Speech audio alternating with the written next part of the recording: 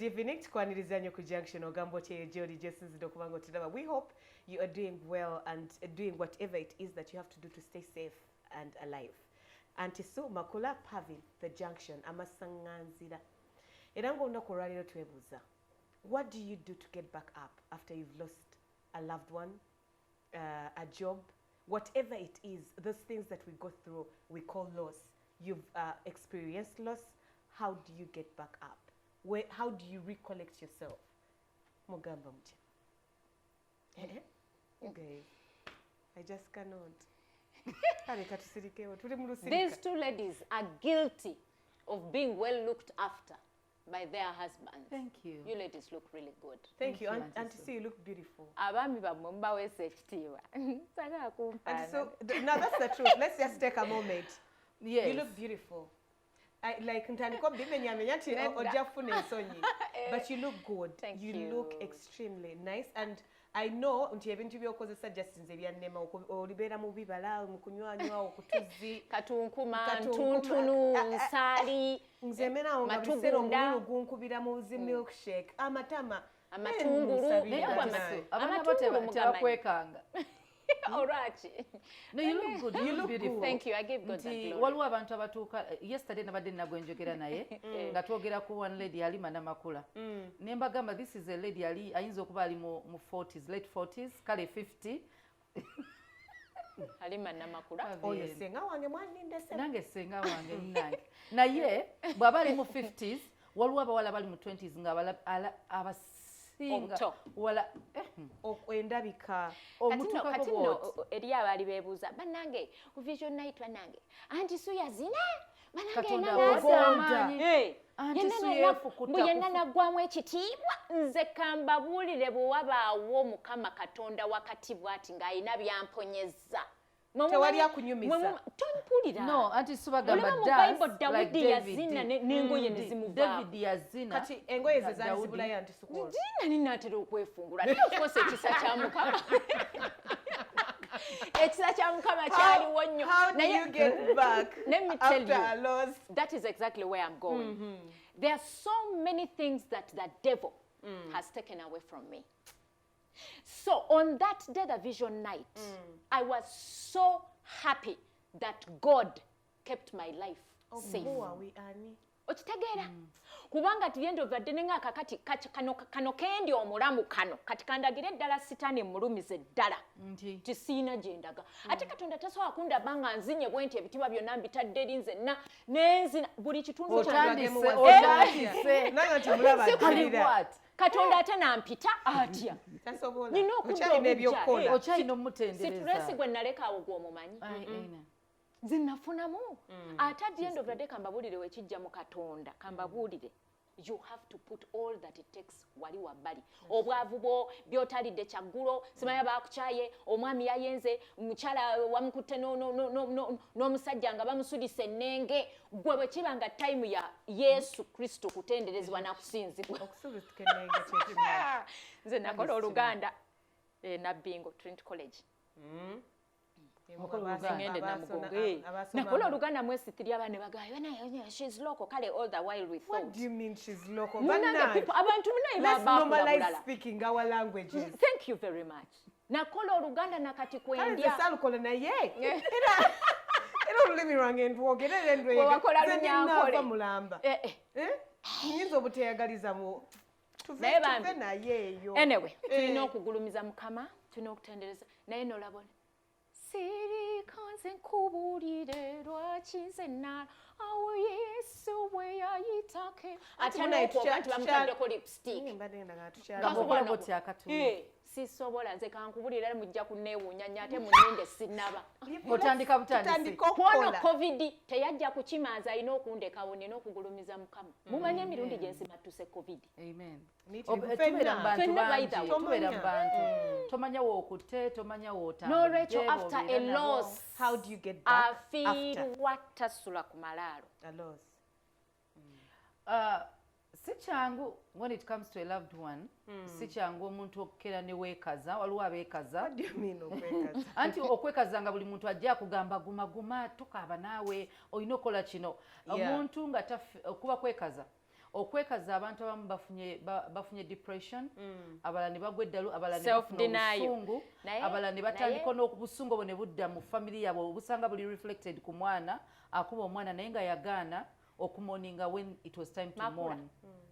Abakyala b'ennaku zino bakyawulira ekigambo guma. Abakyala b'ennaku zino omwami waafiira ogamba good riddance. Ateekako make-up yenna n'anyuma. Abakyala temukyafiirwa babba mmwe. Kubanga at least mwekaze. Tunula erinzo omwami tagenda fera tagenda kwambala make-up. God forbid. Nsazambi. Abakyali n'abaami. Bannange loss kebere loss. Kati nga gwe boogambe mbw abakyala simanya babagamba beekaze ennaku zino tokyamulagira kwekaza kuguma. No, but what Makula is saying is true. When my mother died, mama wange bamuzaala musiraamu. You get nakyusa eddiini. So basically what it is mukufa the abazadde the batata they insisted kati ne batugamba nti tokaabira waliwo omukeeka gwe bateekawo awo nga mugenda okuzika ekisooka self denial ekisooka wali tebakabira abakyala temusembera na wali abakyala temuziika bakuziikirawo kwegamba tomulabye nako liiso vvannyuma and then tekinnannyikiramu gwe because I hadn't lost someone so close. It was close as a mom. Exactly. Now oli awo bagamba not even only that ekyo nga religion aside nga bagamba gwe mukulu Victor kulaba kati okaba kyo bonoka boino mugumya n'oguma n'ova mu kuguma n'okala bukazi ani aguma though? Do you know me? But you know the thing is, yes, it went on so much for me that it's still going on because I did not get a chance to mourn my mom. And the fact that it was abrupt, she fell sick today, died the next day. I did not get a chance. Why are we doing this? I don't even. Okay, let's do it. We are helping. But we know someone out there. 2021. So what happened was she collapses, comes back up. We're thinking it's normal, but to get yes. So she went from being alive to oxygen to pillar to she can't feed herself to in just a mango she in got a very low short blood time. pressure. I didn't know that just kills because it's hard to bring it back up. So tutukao, then the next day at midday, she's dead. So you're still in denial of mommy can't be sick, mommy can't be on oxygen, mommy she can't feed herself. Now she's dead. And now you can't cry because you're the firstborn, because you can't bury even before you cry or you mourn her, she's buried. Exactly. And she's buried and you can't even go close. Nasanga bamaze no sibawo. Wanji. Yeah. And then you have to go back to school because you're a campus. So you can't let you can't. The world moves on. That's what was expected, but it didn't move on for me at all for a very long time. And the fact that I'm one of those people you can't know, like I know how to compress until mubulumi.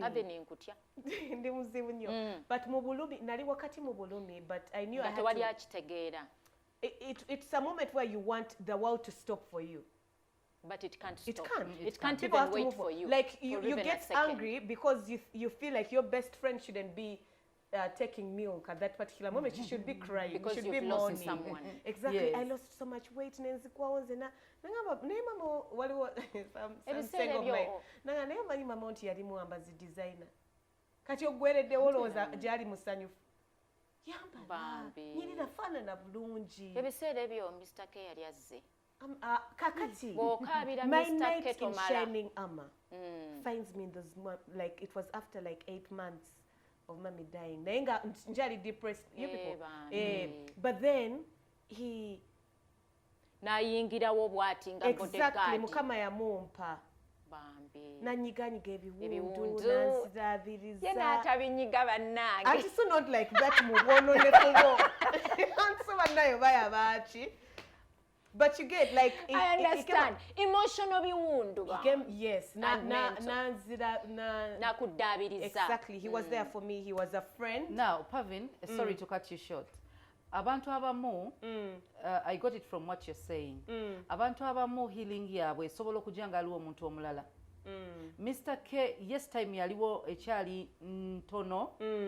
Abamu bayinza okugamba myezi egyo gyonna ina okuba nga healinze. Kisinzira munange oba tonnafiirwa I've never healed up to today. Yes. So that time omuntu bwajja of course tafiiringa the gap ey'omuntu aba agenze, but they do something akendezaako obulumi. Olina omuntu gw'osobola okugamba that I'm hurting. I had a shoulder to lie on because he was a neutral party. Yes. There are situations that happen where I'm going to blame you because you're not neutral. You're in my life at that particular and you're moment. not understanding. So I'm wondering why you're not understanding what I'm going through, yet you're in my life.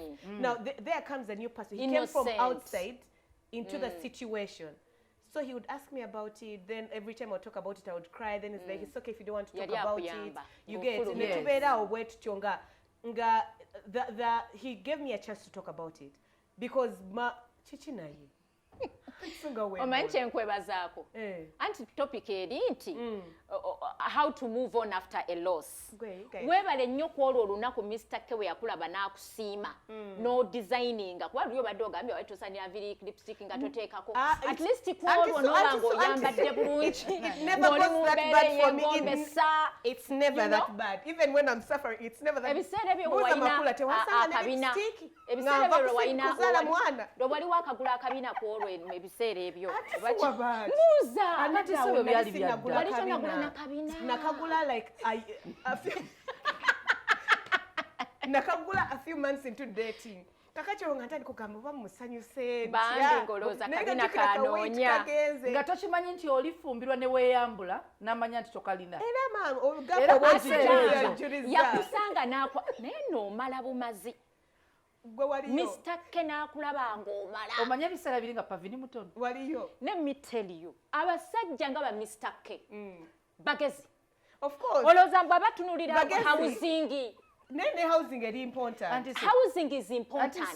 Naye agenda mu bwongo n'agenda mu meme embozi osinga okwagala soka tuddeyo ku loss n'agenda ne mukundi munanka nedda tusooka tudde ku loss nakira kye tuliko nedda Mr. K wajjidde aluuzinze maama we banange ensonga eno mugireke njimaleyo nedda tolina kyomalayo n'olekerawo okusanirira n'okunyirira n'okulabika obulungi naye mukama n'akubikako akasubi kale yalekeraawo kunaku olwo n'onaabako Let me tell you. No, senyama.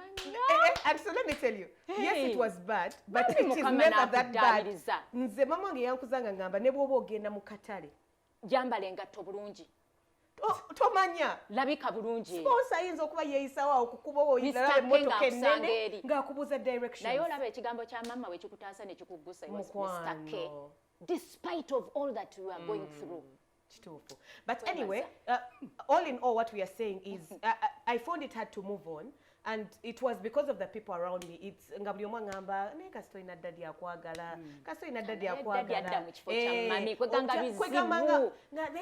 let me tell you by the omuntu atamanyi kamba bulire kati mama taina duplicate tokolanga omuntu omunene ne wekaza nogamba nogenda nogamba muno there is a reason for everything kukufiira yes there is a reason nesirikako don't by the way let me tell you about byonna biba byakuzaamu maanyi don't I was telling Vuchi hey Vuchi yetaga obuyambi tamanyi bambi kungu ku what is that thing called? Kubagiza. Exactly. So I told him the best thing you can do, sit by this person's side osirike. Omusangula amaziga bagabagajja. Natandika kungubagiza nenkwata kutama. Ngayogera biki? Byawandiikibwa. Kansala to be. Byawandiikibwa. Natandika mu preachingira kakati mukama nga mama Vuchi wattu. Vuchi najjayo ne knowledge ya Bible. Wajijjirayo no mwana wattu. He was a youth pastor. Oh, he was. He still is there. Yeah. Kati anyway, you've lost, I lost, and I thank God that I was able to move on from that dark part. And what did I learn from it?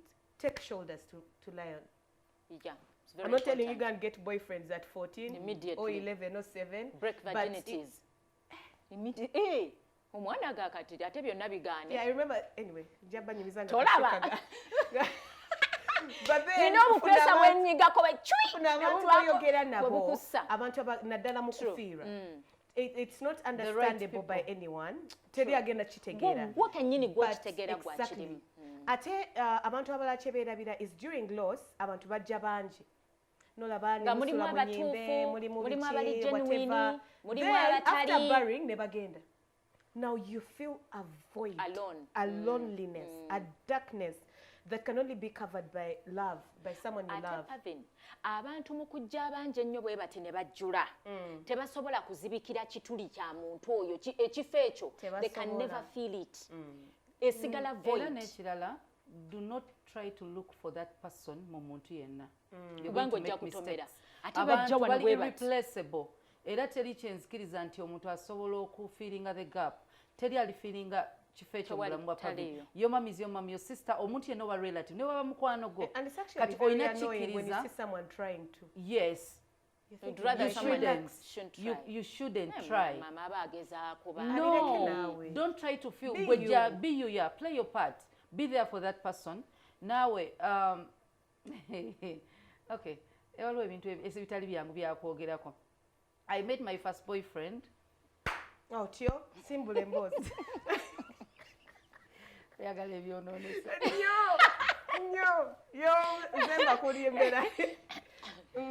When my dad passed on, it was 2005. Kati ngatuli, it was hard for me. Buli muntu yali achimanyi, so everyone was looking for me because me and my dad were tight. Nga sikaba, sina like ngatuda utuzi. Self-denial, nganebuza because I was in hospital when he died. Kati fetwa mujanja for long, for like 3 months. Na ye, I remember his last moments in hospital. I was outside. Ngatuda wabwera wadwa little bichi sent for me. Nangamba. So imagine a denga siriwo, what would you do? Oh.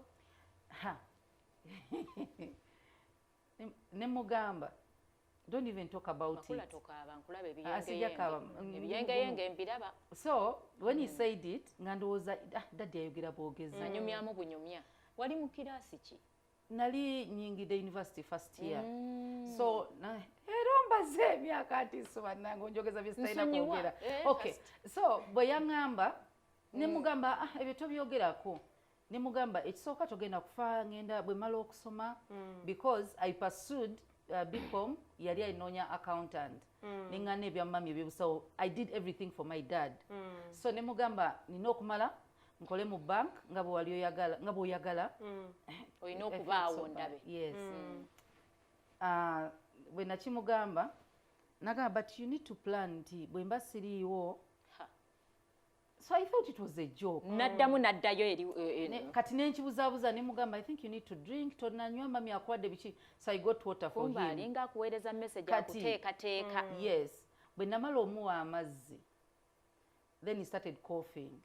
I remember those moments. I called the doctor. Nibaga tasobola kunywa. So bagenda muteeka muki. Nendowooza oba nze nkikoze. So I was guilty.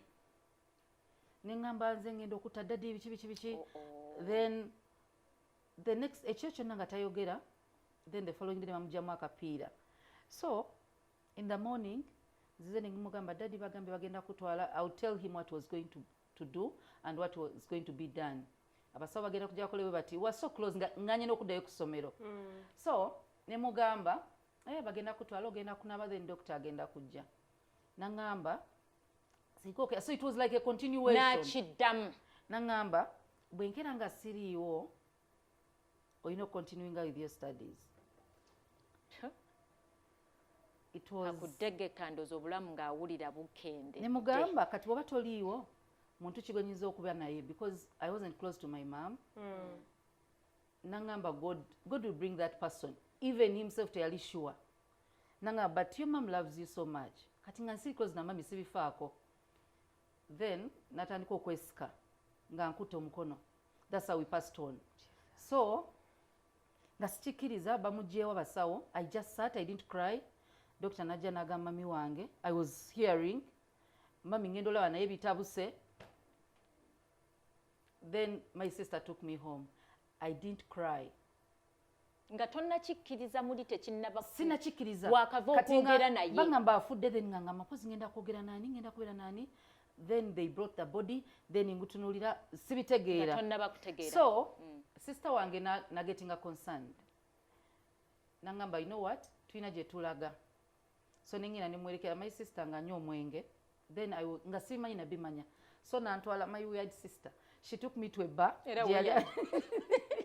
yali anywera with her friends kati ndowooza nga ayagala nfune ekintu kyonna kyonna so his yakuwaako ku mandula a friend n'agamba mukwano gwe n'amugamba nti you know what she needs to cry bw'atakaba ayinza n'okufuna obuzibu then I was listening nga ndi muntu mukulu sitange n'agamba tumuwe omwenge akaabe ng'omwenge gwe gunaka. Yes, I'm There's some people who think to get over loss they take alcohol. That is yes, not, it happens. It is not realistic mourning. They give me alcohol. Ate nali simunywa so bampa buwalaji nga butono. Nebukuba. Newebaka bwebasi mu kifo kyokka. Okyali ku junction tukyagendera ddala mu maaso era nga nkugamba nti tovaawo.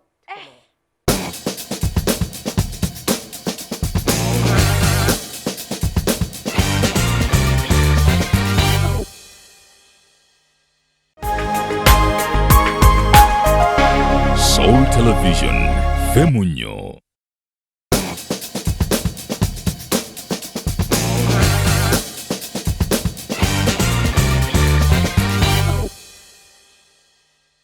How to get back up after a loss. Junction and Sumakula and Pavin. Obadde okyatugamba. So, oli kuwala gyonywa. Nyonde walaji. Tomunywangako. Simunywangako. Bankutte entamidde, tudde ewaka. Then bagamba nti mbadde nkaba so bankomezaawo. I wasn't crying. I was bakutaddeyo mu kwebaka. Anti baali baswala kati ndaba bwe bakuvumya nti akaana kana akatalina mpisa ku taata waako kwe kanyweredde mandule. Kati bagamba mbu mbadde nkaba bankomezaawo. Then ngamba mami wange nembaga njagala kulya. Mami wange n'agamba kati mwenge gwe gulya. Yes, mwenge. Mami wange n'agamba nange nze simanyi na byakulaba ebiri bannange mundeke as a mother. No, a wife. Kati bwe nakiwulira. Ye mukyale yafiirwa. Bwe nakiwulira. Amaziga gajja kati siga kufiirwa. Ogamba dadi ondeke Dani ono. Ayinza ate obutanta mmere. Nenkaba. Now, there is something I regret. I told my mom and apologize. Nemugamba. I told it to my mom. Nemugamba, lwaki abantu abalungi bafa? Gwe nosigalawo. Lord.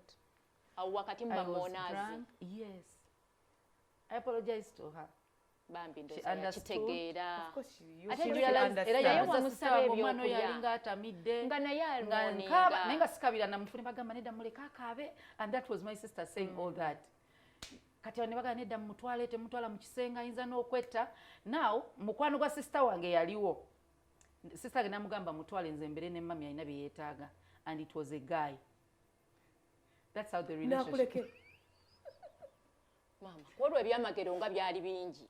No, I did not sleep with that guy. Sigambye sera nange si. Gwe nkumanyi otandise ebyamagero. Nedda bannange si kyengambye. So this guy nantwala some place netuula eyo nenkaaba nemugamba daddy wange afudde mami wange mubi nemugamba but if you're not careful they can take advantage of you. Exactly. If you're not careful. Naberanga like I felt he was there for me.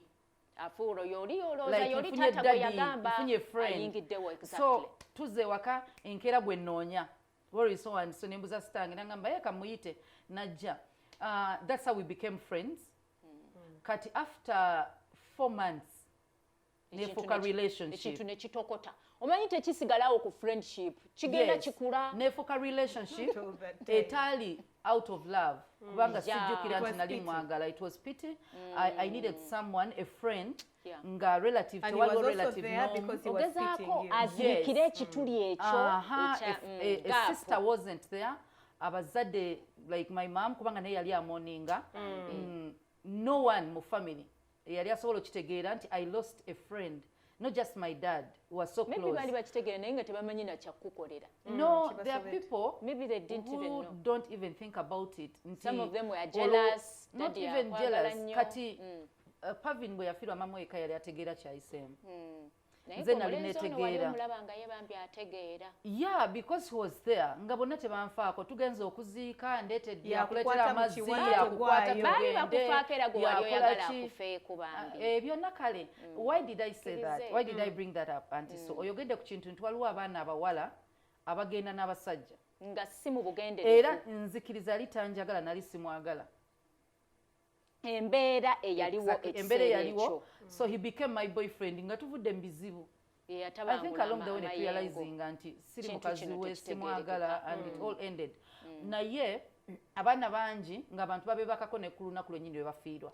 They take advantage.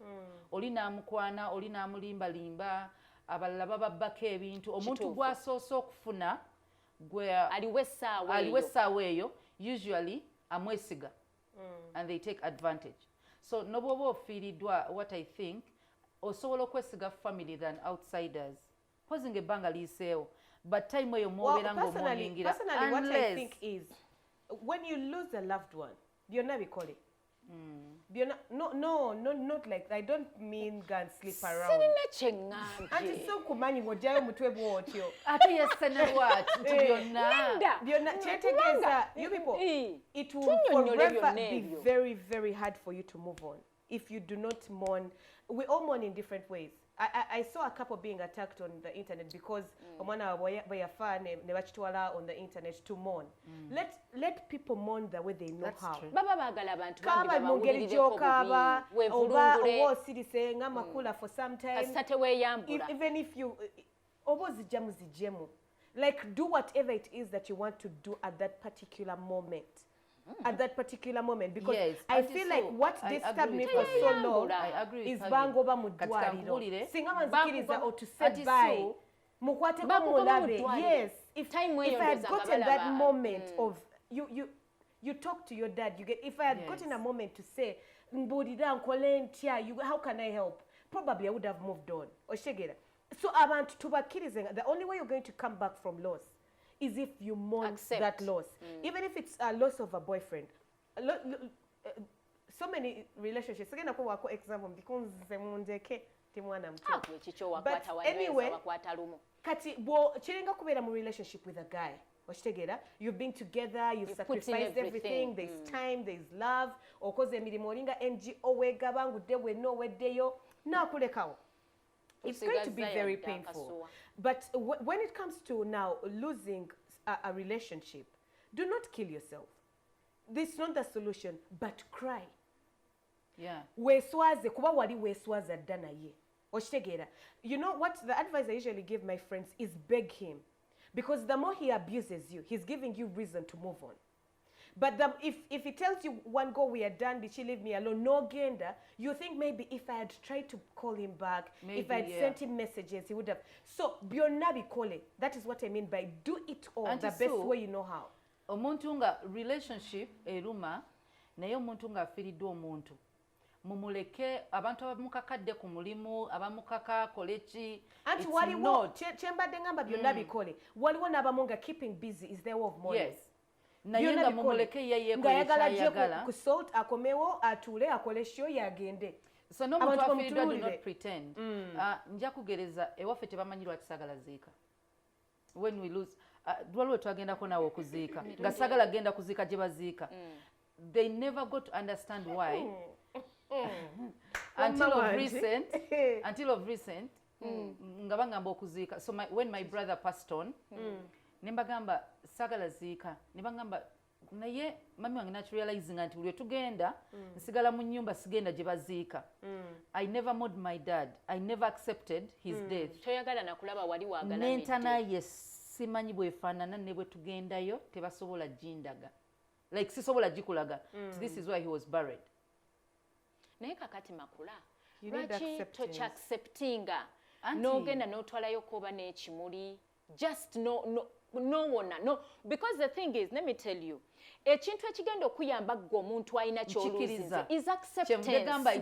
Of recent nti I learned to accept until when I got someone eyanyamba anti so let me tell sina nabinza kikunyonyola it was hard.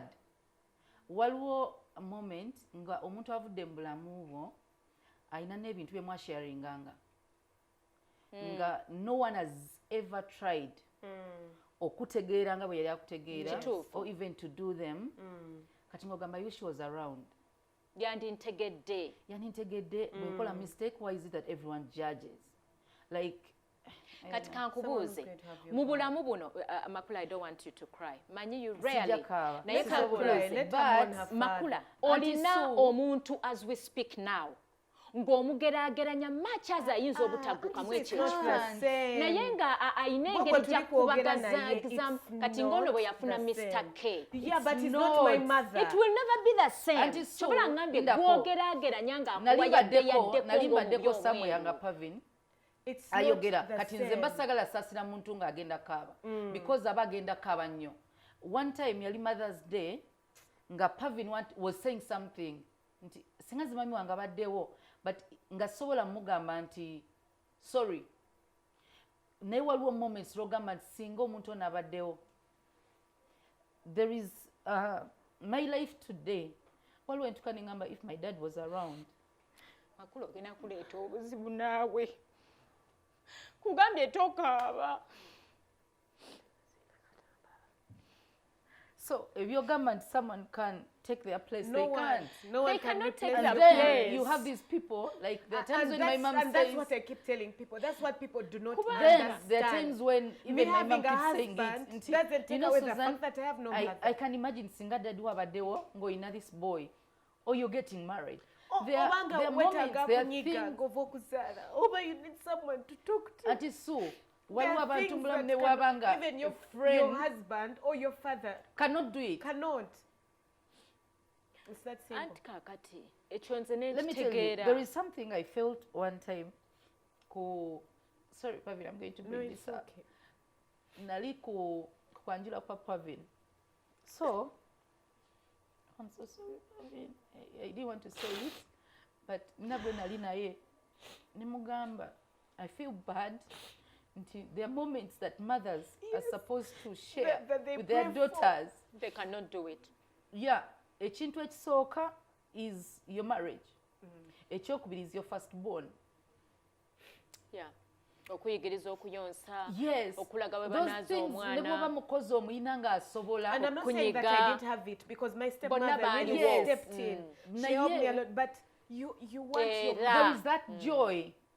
That joy jobera nayo waliwo ebintu byasaba ng'omuzadde nti anti so oyagala obeerewo ng'omwana we afumbirwa as a mother oyagala obeerewo ng'omwana wo firstborn we nga yejjajja kituufu omwana wo nga yakikuwadde kiba kirabo ky'amaanyi. Waliwo moments ze tutasobola kuzza mu bulamu nze era sikiza waliwo omuntu angamba nti nze muzadde wange bwe yafa nabyerabira like tekisoboka. After 3 years, you hadn't bonded. Yeah. Any bond, any relationship, any connection. So, connection eyo. Waliwo omuntu bw'afiirwa abamu batekinga n'emyaka mingi n'emyaka 10, 20 nga there are things in life ebizza memories ate z'omuntu oyo abantu abamu bayinza n'obutahealinga forever. The cool thing is my mom was so cool. Like I don't think there's a cool mom out there. My mom was so cool. And now I'm imagining this the new era of mommy and me, or like the 3 generational pictures of you sit and you're the next cool one after your mom. That's what that keep quiet because it's not helping. I don't care if I'm the next cool one. I just want my mom. You get it's not there, and there's nothing that you're going to say that's going to make me feel better. You just need a shoulder to cry on. Ate banga manga kasito ina daddy yakwagala. Ate baganda bo bakulaba. Nobera nga you are trapped. Because I'm thinking if the doctors had let me held my mom who was only sick for a few hours, probably yandingambi nti kino kye kinuma ne muyamba nagenda in peace. But I don't know why you're struggling. I don't know if she was in pain. They took me out because they were saying abaradde abalala bagenda bawulira. I was out in the corner. The whole zen. So usually for these people to heal, and this is why they tugamba, how do you get back up? They need people to help them heal. Relative or manya your responsibility. Being a relative or a family member or a friend, waliwo katonda kyakuwa okola in someone's life. Nti bwe mugamba nti omuntu afudde mujjawo abaana tebalina laba mulambo temumanyi kye mubakola. Mubaleke balabe omulambo. You need to accept. I was sleeping with my mom.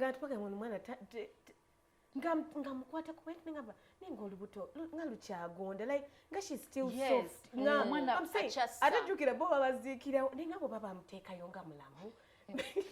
Maybe nazukuka Because I was in denial because I didn't see it happening. Like they didn't give me a chance to actually say ate the nentuka nga n'okuzika tebanzikiriza kati nengamba bamutaddeyo oba I did not get the chance to say bye. That's it for me. That's it. Yes, that's it for me. That's it. And that's what people need to know. Like when you go through such painful loss, because it's painful for everyone, irrespective. True. No matter what you lose, because in the Inzokuba it was the loss of my mom, but your mother could have been a job. Nga yebadde kukolera buli kimu. Oli mu COVID wakati ne bagamba it's done. Companies ziri mu releasing abakozi zibali toyina na wosuubira kukola kikufuna mulala at that very time. Nabanga wobadde ojja koolya koonywa ne woosasula obupangisa woosula wagenze n'otandika okwebuuza oba nina kye nakola oba singa nzira okitegeera n'obeera in that period of denying. Nkoze ntya ndazeewa ntuluddewa ani agenda okunzija mu kino. Era ndowooza abantu abagoba abakozi away from parents naye loss of loved ones naye n'abantu abeera n'abafiiriddwa abantu especially for the kids abantu muleke abaana babeere baana mubaleke bakaabe. Waliwo omuntu omusanga ng'agaana omwana okukaaba. It is wrong. Omwana alina okujayo emotions. Yes. Actually bw'atakaaba beba abatujjuba every loss, even cry. A job. Whatever way you experience pain, do it. Because some people probably draw. Simanyi waliwo abazunguzungu. Ngayagamba I like to. When someone dies, I draw. Please draw. Draw your paintings. When someone dies, I sing a song. Sing. That is all okay. As long as that whatever the person is going to do to make them feel a little relieved. Techigenda muteka muhamu. There's no problem. Kubanga oli ayinza ate okwesuula eri gye bagenda okuziika omuntu n'agwayo. There are some things that can really harm them. Kati ono ye baamuwa mwenge. Nga balaba omwenge gwe gugenda That's why Makula was saying. So we have to be careful. That's why Makula was saying. You need people. You need the right people in your life. And you need to know when you're mourning. No, you can't when you're mourning. You can't. Oba bamanyi before. Olina kubanga omanyiyo abantu. Esawe abantu be balina okufuba okulaba bayingira mu bulamu. Anti so. And make sure you are available for your friend, your relative. Mr. Keba, that boyfriend, we bajja boba fitting up properly. Bange songa babadde tebagimanyi. Anti kuntana. Ngamba after a while, nga yalabikanga akutegeera okusinga abalala. Because they care. I already explained to you the situation that was between me and my husband now it's because I'm like that. If you're in a situation with me, I expect a different rate of Uncle K was from outside the situation. Ask all my relatives. I became something else meanwhile. I didn't run mad. I cut off everyone. Yes, I cut off everyone. So yajja mumbera nga sagala nga nakowa abantu. My cousin Diana, I love her so much because she fought with me. Nagamba twakula fenda nagamba mummy would be so angry with me if I don't try. Jika nali ku campus nze nga masasulia hostel. So I was at hostel. I never used to pick people's calls. Nga bwezira ye waka you can't know where I am. So nga Diana nkubira nampeleza messages. So he was from outside the situation. So with him I could pretend to be okay.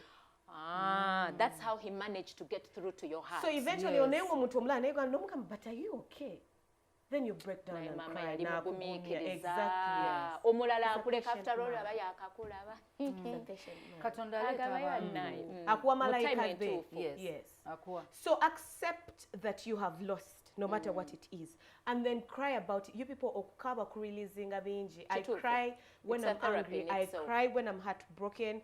I cry when I'm happy. Meanwhile, when I'm so happy, like I get a pain here. I think it's not normal.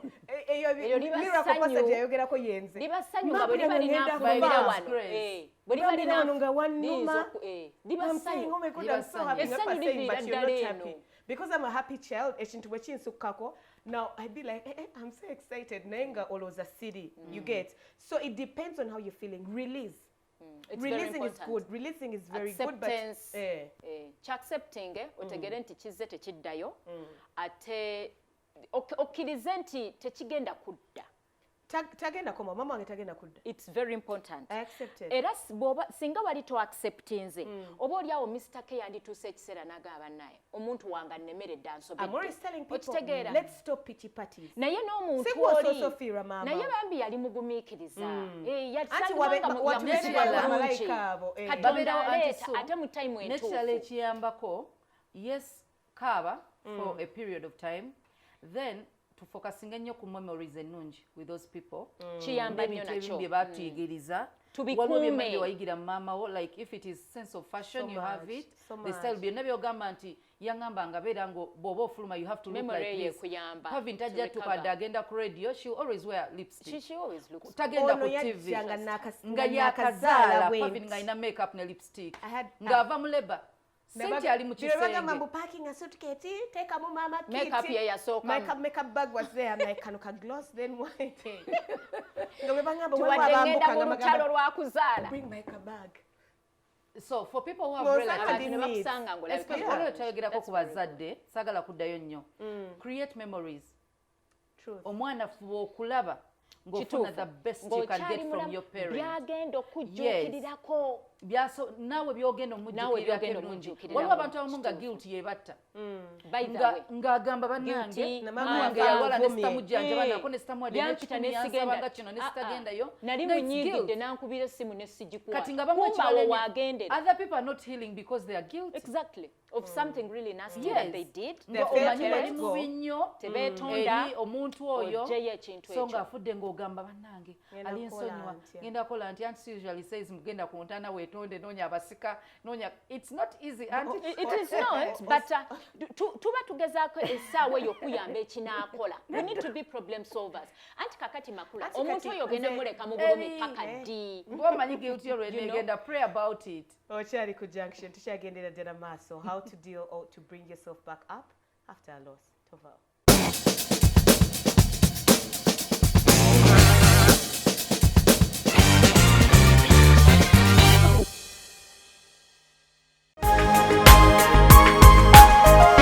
Soul Television, Femunyo.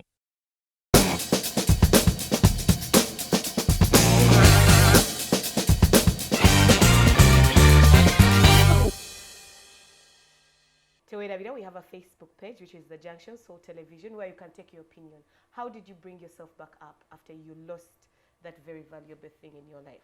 Chembade kugamba naddala naye mukama ansonyiwe naye kankyogere naddala tuze mu byabasika don't let me accept it mu mpolampola kubanga bagamba kati ono afuuse maama nawulira nga njagala nkube n'ebikonde nedda naye nampulira njagala nwane not actually I'm explaining to you I know now for you because you were not guilty naye not guilty wakigende w'omusika because I accepted tubagambe temugezaako ku replace nga muntu you'll never replace that kuba ne gomesi eya maama nagimuwa ne case byonna I accepted like because it is what it is naye omunoonyaako n'omubuuzaako mweri embeera sijja kulimba but mweri embeera no we talk like once in a while and everything yes mweri embeera let people deal with their situations the best way they can tuleke okudictatinga nti onzije omuntu wange avuddeko ate no onzijeeko n'engeri gye ndilinga with my loss oyinza okudiringa with your loss nga nawe oyagala kwetta kati nkuleke wette kubanga oyagala nnyo munnange okujjayo gundi anti Sue mba nkutaliza nkuyamba anti Sue ebyo omugaso Pavin yayogedde ebigambo bye bimu olina obbireka waliwo ebigambo nga bireetera n'omuntu okwetta mbu Katonda bw'ayagadde gwe ng'owoota agenze omuntu waba mourninga ne Katonda yatukiza yagamba there is time for mourning even Jesus wept omanya ekigambo weeping kyekitegeeza it's not crying no. Jesus wept and it was with a full stop to it he wept kati anti so ebyogamba nti kasitona omusika si ye muntu agenze naye kati olwo tuba tukoze eki kati era nkyembadde mbagamba twogere ku loss kati bwe tunaakomawo twogere on how to deal with it njagala nnyo abantu bano nze kye nandiyagadde ye muntu ono mubulira buli kimu kyatayagala wuulira akabe gaggweyo mami bannange abadde akwagala tell me the good things tonimba ebintu ebimu muba mutulimba bulimbi anti baba balimba ate kakati gwoba tolaba kyaliwo anti kati nze munda mba mmanyi amazima nti afudde naye kakati njagala ate tusaasire abatuliko abagezaako tubeererawo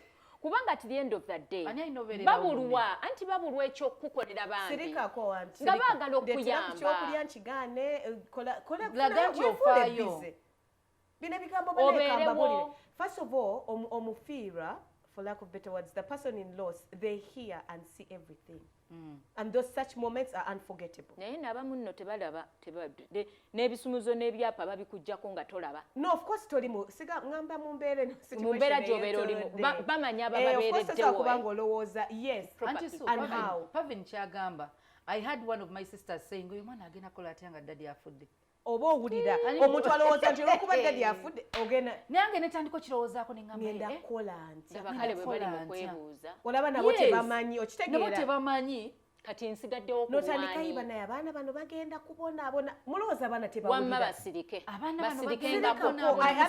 waliwo oyogera nga tebizimba nga bimenya bumenya kituufu oba bagenda bannange ennyumba eneggwa ngeri gyafudde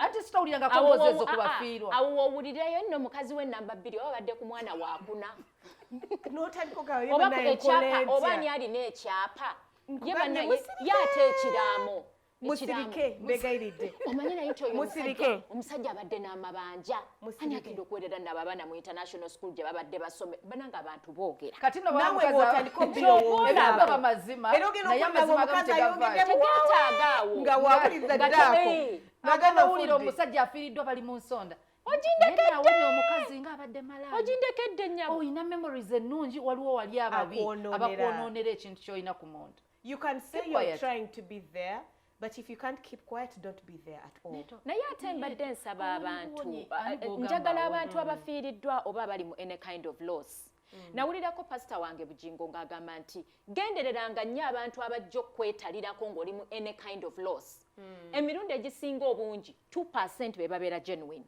abasinga obungi abasinga obungi actually naye abantu nabo abakuba ku gundi ku messenger olaba anti so kisoboka okuba naye nze sisobola kwegendereza nga nfiiriddwa nze kyenzikiriza mmwe abali close to the person who has lost a loved one muyambeeko okuba nga omuntu ono yeegendereza bwe munaabeera around anti so when you are available sigenda kukolagana nababi be mutiisa nze nkolagane nabo be available ebifaananyi abamu ne babiwanula nayo ebyomufu ne babiwanulayo bijja mujjukiza engoye ne bazijjayo olaba baziserengesa bazitwala mu bakateeyamba it took my mom mukatemba oba mu nnyumba zaabwe it took my mom 11 years okugyayo ebifaananyi bya dadi wange mu nju 11 years yes nga nange ngezaako omutuufu akungubagira bbaawe ebyaddala bwe nabirabanga abantu bakungubagenga bwe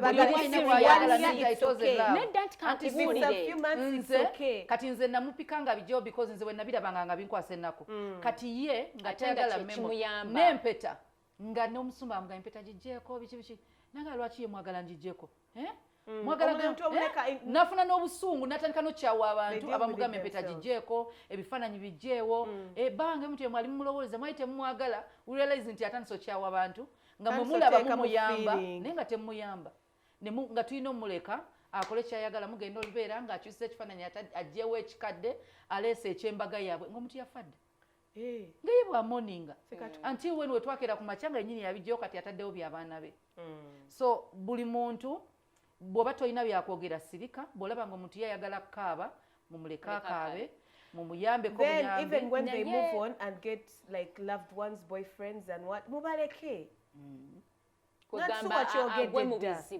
no I'm not saying that day this is just talking about the following day no moving on omanya bibeera mu nsuku wakati mukuziika anti kati nze kaŋŋambe bwe nti makula omuntu bw'aba alina loosi gy'ayiseemu abeera very vulnerable kitegeeza nti nga the way you're falling in love or rather walking in love ng'otaddeyo obwongo n'emmeeme kizibu kirungi gezaako kubanga kati omanyi bannamwandu abasinga bwe bababbirako ebyapa bwe bababbirako ebisumuzo by'ebisenge kati gwe omuntu omulungi anti si kyegambye onali vulnerable like you say 1% omanye nti ekisenge kankisibe engeri gyokitegedde nti ali vulnerable tasobola mu abantu abalungi abaagala oprotecting omuntu ali vulnerable be around be available because how sure are you even ate olwedde abalungi bategeere ne bannaabwe ababi abagenderera okwonoona. Ogenda mutegerera ku kyagenda kujja kyewandise. No, it's important kubanga kati emirundi egisinga omuntu waafiirirwa omuntu aba alinayo abantu be. It could be me. Ngate all the while badde ndowooza nti yes. Noga mama Pavini jangu kabwama kambi kubiri wano nkumbira mumala okuzika nagamba simanyi we nabitadde. Anti kati awo we ngambira baamu 2% ey'obwongo gezaako kubanga at the end of the day there is life after burying this person. Life has to continue. Kati wonoobeeranga because the only person you have to trust is yourself.